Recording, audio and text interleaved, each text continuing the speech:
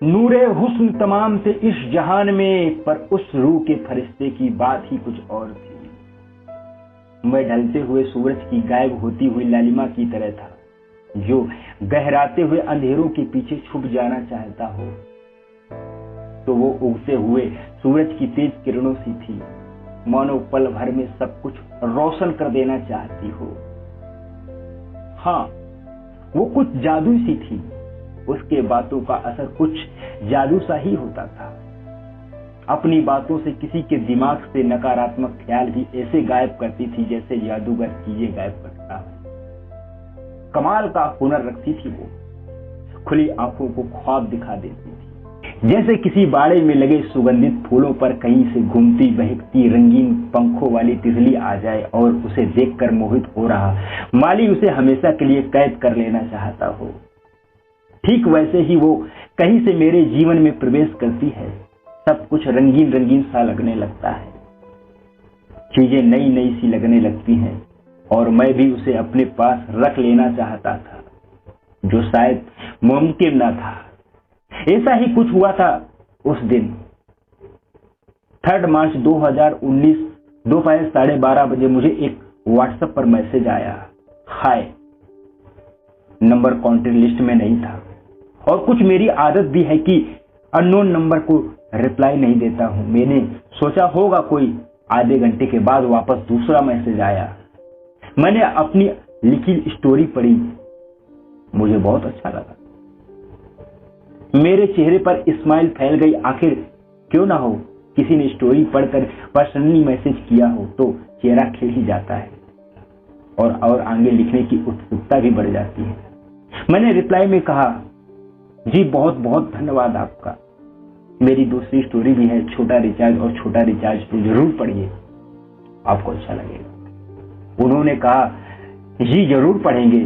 मैंने कहा, गुलाबी छतरी एक सच्ची घटना थी। उसने कहा, ओ सच में, तभी दिल को छू जाती है। अच्छा एक बात पूछूं? मैंने झट से कहा, हाँ पूछो ना। आपको प्रोफाइल पर जो लाइन लिखे हो ना, नाम अजीत पर ना जाने क्यों हारा हारा लगता है, ये कुछ अच्छा नहीं लगता। ऐसा लगता है जैसे बहुत सैड हो लाइफ में। मैंने कहा, ये लाइन जब लिखा था तो शायद सैड था या डिप्रेशन में था, पर अब मैं बिल्कुल ठीक हूँ। और एक स्माइल वाली सिमली भेज दी उसको। उसने कहा, अब कुछ ऐसा लिखो जैसे आज अजीत और दुनिया को जीतने निकला हूं। मैं एक पल के लिए ठहर सा गया। उसके शब्दों में वजन था, मुझे भी लगा हाँ बात तो सही कह रही है। मैंने कहा, जी जरूर लिखता हूं।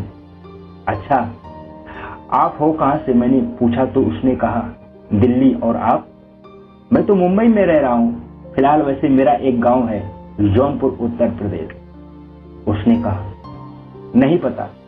मैंने कहा, वैसे आपका नाम, आपने नाम नहीं बताया। सोचकर उसने कहा, सुरनीत नाम है हमारा। मैंने कहा, सुरनीत, नाइस नेम। 8 मार्च 2019 रात 10:30 बजे फिर से हाय आया। मैंने पूछा, कैसे हो?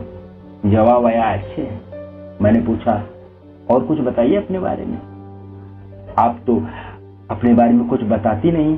उसने वो सब कुछ बता दिया एक सांस में, जो भी उसे पसंद था। जैसे उसे पेंटिंग बनाना अच्छा लगता है, रंगों से खेलना उसका शौक है, अपनी फैमिली से दूर रहना चाहती, आरजे बनना चाहती, बच्चों के साथ क्रिकेट खेलना पसंद है, और बैटिंग सबसे पहले मिलने चाहिए। वो बताती रही और मैं सुनता रहा। उसने अपनी बनाई एक पेंटिंग भी मुझे भेजी, जो कि बहुत ही खूबसूरत थी। होली नजदीक में थी तो मैंने उससे पेंटिंग को अपने डीपी पर रख लिया। वो सरप्राइज थी कि मैंने उसकी बनाई पेंटिंग को डीपी पर लगा रखा। सुबह गुड मॉर्निंग से शुरू होती और पूरे दिन थोड़ी थोड़ी चलती रहती, और जैसे तैसे रात गहराती हमारी बातें भी बढ़ने लगती थी। रात को जब सब गुड नाइट बोलकर सोते, वही हम दोनों उसे उल्टा गुड नाइट बोलने के घंटों बाद तक बातें करते रहे। 10 मार्च 2019 रोज की तरह ही हम बातें कर रहे थे। बातों ही बातों में मैंने उसे बताया कि आज मेरा जन्मदिन है। उसने मुझे जन्मदिन की शुभकामनाएं दी। और थोड़ी नाराजगी दिखाते हुए बोली, पहले नहीं बता सकते थे? मैंने कहा, मैं कल रात 12 के बाद बताने वाला था, पर आप उसके पहले ही सो गई थी। बातों ही बातों में मैंने उसे बर्थडे गिफ्ट में उसकी फोटो सेंड करने को कहा। थोड़ा संकोचित हुई, फिर थोड़ी देर में एक फोटो सेंड की। ये पहली बार था जब मैं उस अजनबी ऑनलाइन दिल्ली वाली फ्रेंड को देखा था। हल्के क्रीम कलर के सूट और बेबी पिंक कलर का दुपट्टा, अपने सिल्की लंबे बालों को एक तरफ किए हुए जो कमर के 1 फुट और नीचे तक आ रहे थे। चेहरे पर मुस्कान बिखेरे हुए किसी हसीन परी से कम नहीं लग रही थी। अभी मैं उसको देख ही रहा था कि उसने फोटो डिलीट कर दी। मैंने पूछा कि फोटो क्यों डिलीट किए?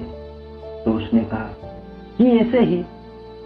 अब हम रोज रोज एक दूसरे से चैट के द्वारा बातें करने लगे। एक दिन बातों ही बातों में पता चला उसको भूतों से बहुत डर लगता है और उसने मेरी लिखी भूत वाली कहानी भी पढ़ चुकी थी।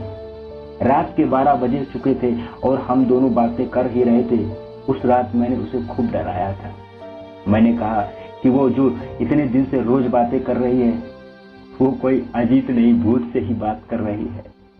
वो सचमुच डर गई और मैं बहुत हंसा था। अक्सर रात को जब उसे नींद आने लगती तो मैं उसे भूतों की कहानी सुनाकर डरा देता। उधर वो पूरी तरह भूतों के सपने देखती, इधर मैं चैन की नींद सोया करता। अगले दिन जब मैं बात करने की कोशिश करता तो वो रूठ कर कहती कि उसे मुझसे बात नहीं करनी।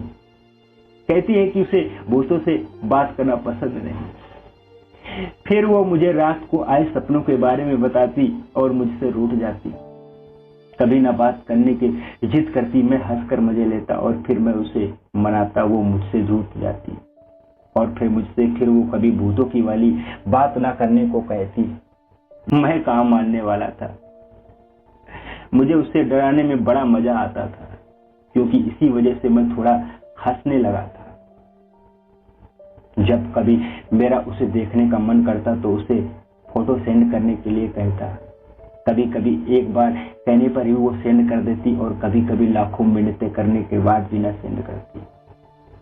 वो एक दिन तो कमाल का था जब उसने अपनी फोटो पे फोटो सेंड किए जा रही थी।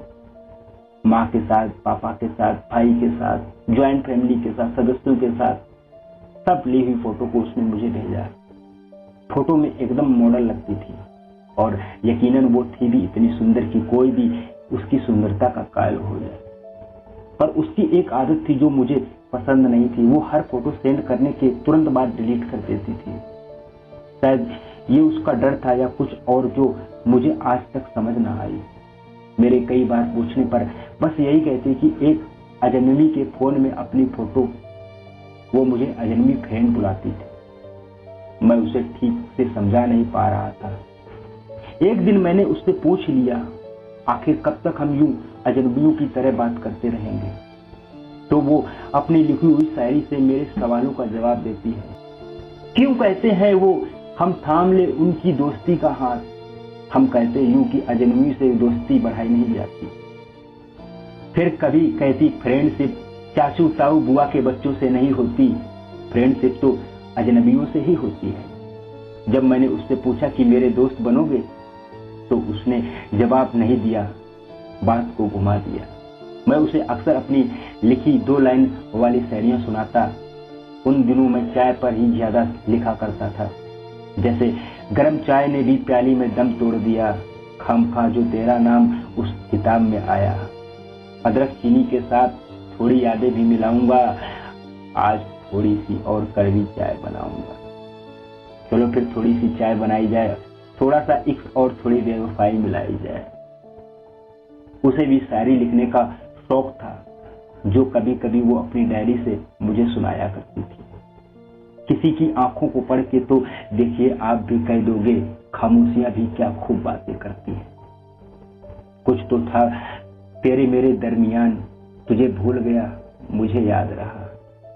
क्यों उनके रूठने ही नाम पर, क्यों उनके रूठते ही नम हो जाती है ये आंखें, और वो समझते हैं हमें उनसे मोहब्बत नहीं।